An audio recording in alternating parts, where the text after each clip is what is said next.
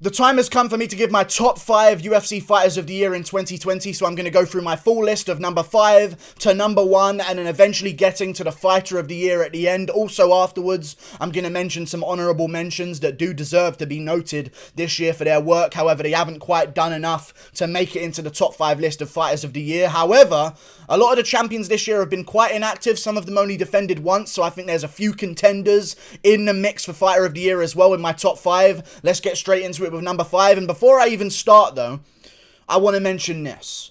I've devised a perfect algorithm to find out fighter of the year, whether it be activity, skill level, championship performances. Everything has been taken into consideration here.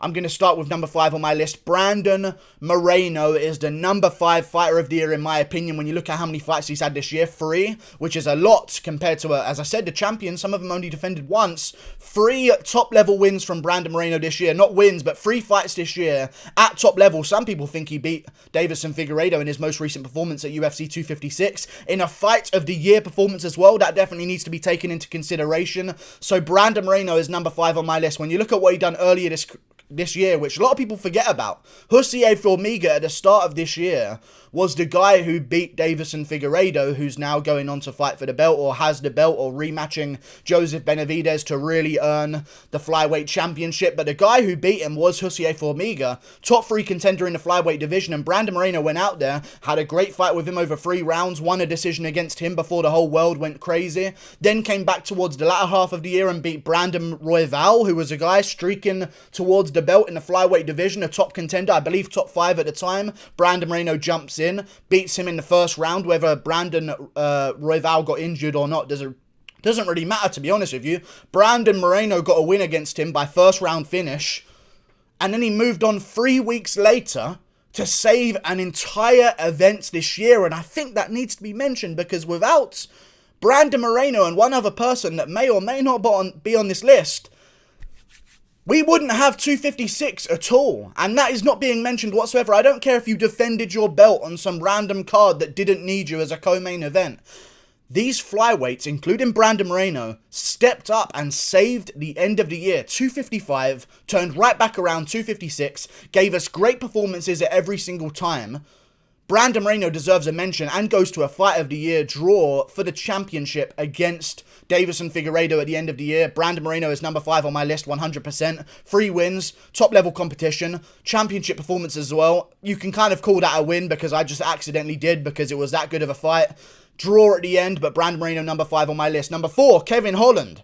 Deserves a mention this year. 5 wins in 2020 and in 7 months as well. And at the start of this year, I want to mention as well, another thing that gets devised into my list is how much you've grown and gained in the year of 2020. And I feel like Kevin Holland has put on great performances this year. 5 wins in a row, has taken himself from a guy who at the start of the year everyone was kind of seeing as a guy who, yeah, he's a fun personality and he talks in the cage, but he seems to make things really close with his opponents, and he's lost a couple bouts here and there, and I believe he was even coming off a loss as well. So it's kind of a weird situation with Kevin Holland. Everyone was wondering if he was ever going to be anything in the middleweight division, because it seemed like he had some problems with his style in opponents with Alessio De Chirico and Gerald Meerschaert. Those were really, really razor close fights that you had with the pair of them, and those guys are people that you should really be dismantling if you're going to go on and challenge for a belt in the division at some point. But still, Kevin Holland, 5 wins in a row in 7 months. You've got to take it into consideration. Not to mention he finishes that 5 wins,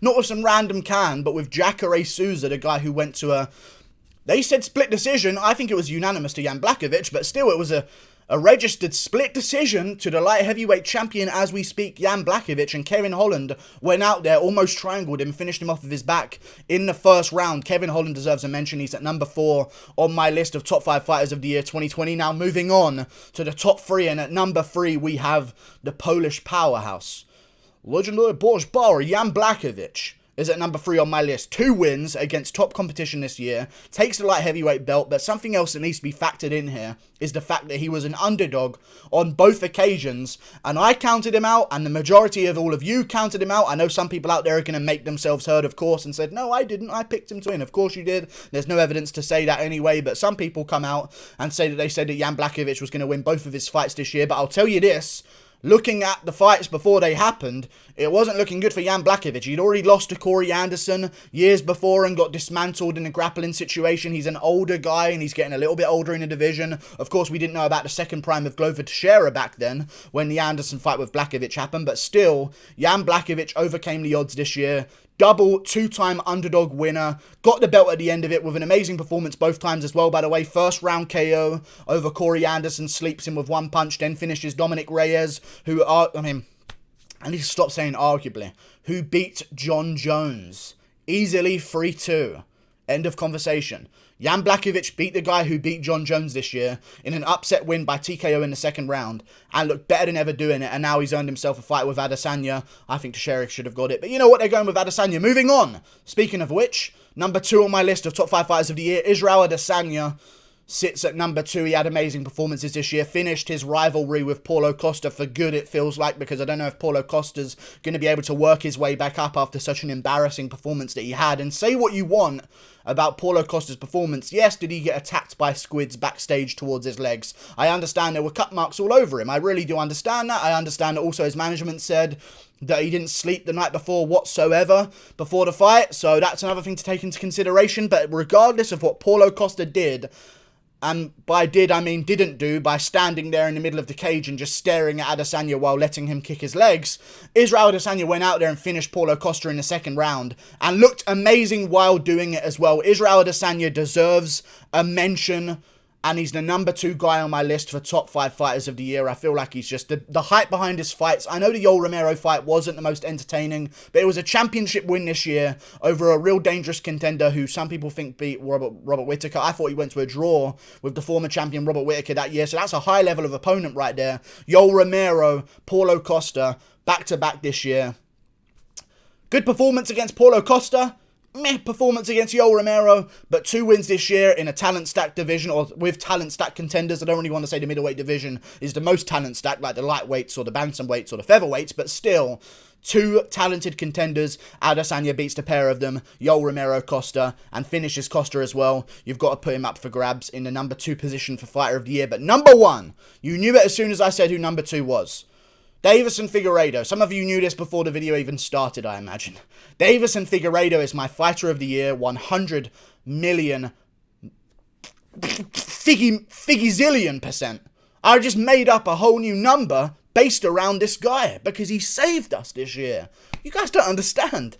You know, 4 fights this year. I mean, there's people that had 4 fights this year and you give them credit. 4 championship bouts this year. Starts the year against Joseph Benavidez, hands us a beautiful one-punch KO against Joseph Benavidez in their first fight. Of course, follows it up afterwards, but still, brutal KO finish, the start of the year. Kicks us off with a bang for the flyweight division, a division who, I know Cejudo said saved it, but ditched it immediately afterwards and left it to burn, so I don't really know how much you saved it. You kind of just adopted it and then put it straight back into the orphanage, but you know what? Deiveson Figueiredo stepped up, took on Joseph Benavidez, missed weight, I understand, but the performance was so savage. Never mind, move on.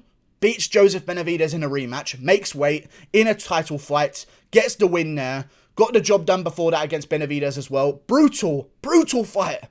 This isn't even a close championship bout. I know flyweight contenders. I know people say Demetrius Johnson dominated the flyweight division. Demetrius lost rounds very, very, very, very often in his fights. There were many, many fights, I would say 5, overall that I can think of, that he lost 2 of the rounds. Like, you look at the Ian McCall fight, you look at one of the Joseph Benavidez fights as well, you look at even the Cejudo fight. I mean, dominance from the get-go from Deiveson Figueiredo, finishes Benavidez immediately in the first round and just massacres him and establishes himself as a new face of the flyweight division, then turns right back around.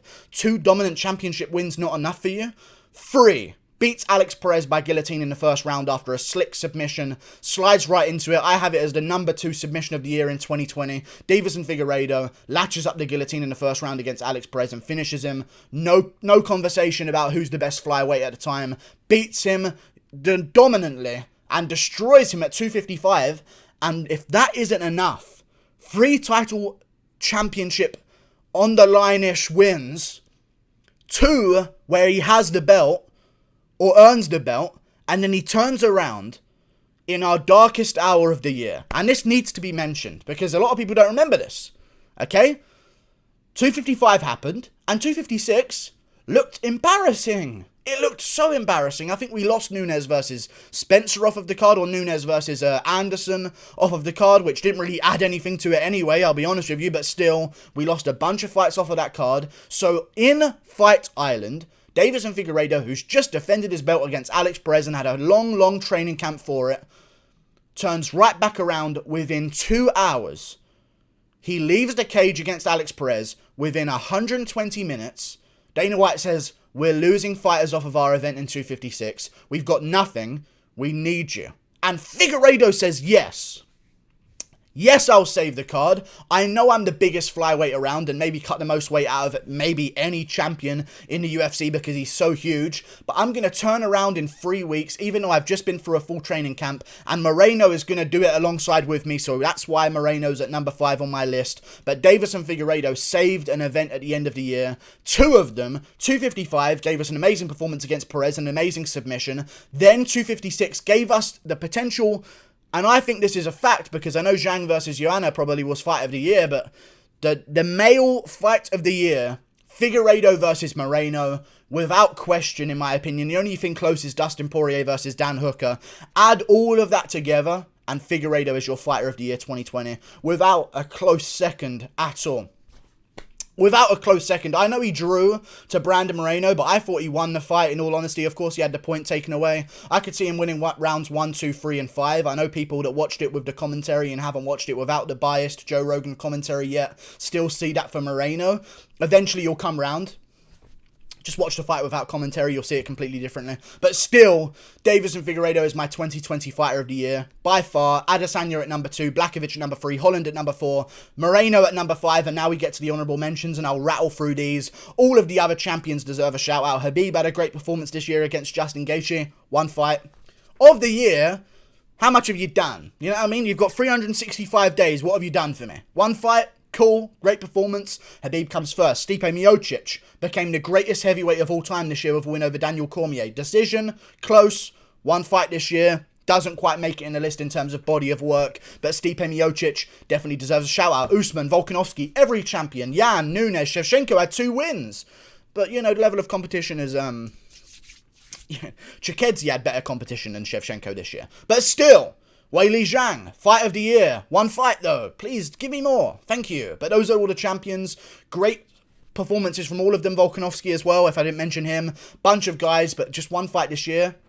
It's like a chode. Moving on, Robert Whitaker. In terms of contenders, turned his whole career around. Beat Darren Till, which was a tough fight for him. Turned right back around and was the underdog against Jared Cannonier immediately afterwards. Beats him as well, quite convincingly. Goes on into championship conversation and redeems himself. Changes his entire career around, because once he lost to Adesanya, it was kind of like, right, is this the straw that broke the camel's back? Have we seen Whitaker take too much damage? Apparently not. Whitaker comes back with a vengeance and beats 2 guys in a row.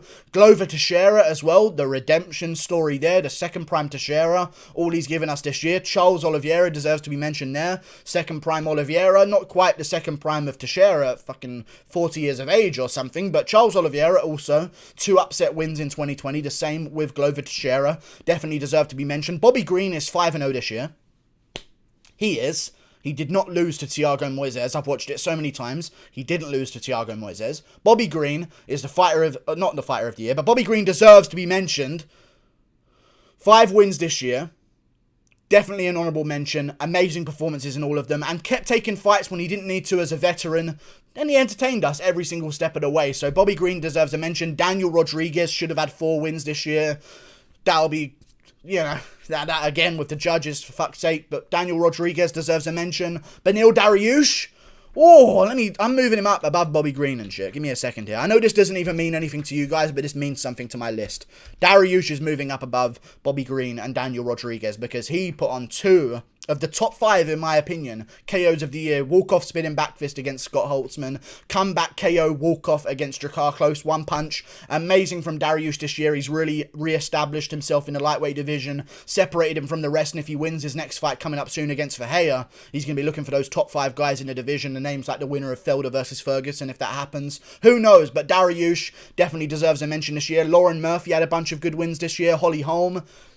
You know, Just had some wins this year as well. 2 wins, but top contenders in the bantamweight division. So, got to mention Holly Holm and then Giga Chikadze. 5 wins this year as well, I believe, or maybe 4. I'm not quite sure on which one it was, but he has amazing wins this year. Omar Morales, not really amazing wins this year, but still a bunch of them and good performances in his last few. So, definitely deserves a mention for the body of work. Then Marcin Tybura, marching his way through that heavyweight division. I mean, I don't want to go through the resume right now, but I am actually going to go through the resume right now. But I said I don't want to go through the resume right now to buy myself time to get up his resume, because I actually did want to look it up. Sergey Spivak at the start of the year, 10-1. Then he turns around, beats Maxim Grishin, 30-7. Then he beats Ben Rothwell, 38-12 in the heavyweight division. Then stops Greg Hardy recently. Marcin Tybura's on the map now in that division. I know he's a bit older at 35, but he's still doing a damn thing. 4 wins this year at heavyweight. It's tough to do with the damage those heavyweights takes. Those heavyweights take a lot of damage in their bouts. They take a lot of big shots from big guys. He's turned around 4 times. You've got to give him the credit there. Marcin Tybura and also Khamzat Chimaev. Little honourable mention at the end. Obviously, the level of competition is so dog shit trash with Reece McKee, lightweight from Cage Warriors, that got beaten by other guys there. Also, John Phillips as well. But listen, Khamzat Chimaev, regardless of the competition levels, I'm justifying why he wasn't top 5, because some people have him in their fucking top 10 and shit. But Khamzat Chimaev, 3 guys, 3 wins. If he beat Leon Edwards at the end of the year, he could take Holland's spot. I think, or Moreno's spot. Actually, I could maybe swap out Holland and Moreno for, like, Chimaev. But Chimaev would earn a spot if he beat Edwards at the end of the year. But that missing, chunky, ranked name, that Jacare that Holland has, even though Jacare wasn't exactly ranked, he was still perceivably ranked with wins over guys who were number 10, 11, 9 in the division at the time. Chimaev without the Edwards win doesn't really make it, but definitely an honourable mention. 3 wins this year, all within the span of like 2 months. So yeah, like and subscribe. Thank you for watching. Number 5 on my list, Moreno. 4, Holland. 3, Blachowicz, Polish Power. Adesanya at 2, Figueiredo at 1. Thank you for watching. Figueiredo's the fighter of the year, obviously. Anyone who says otherwise is just delusional. Goodbye. Click that button up there. See you later.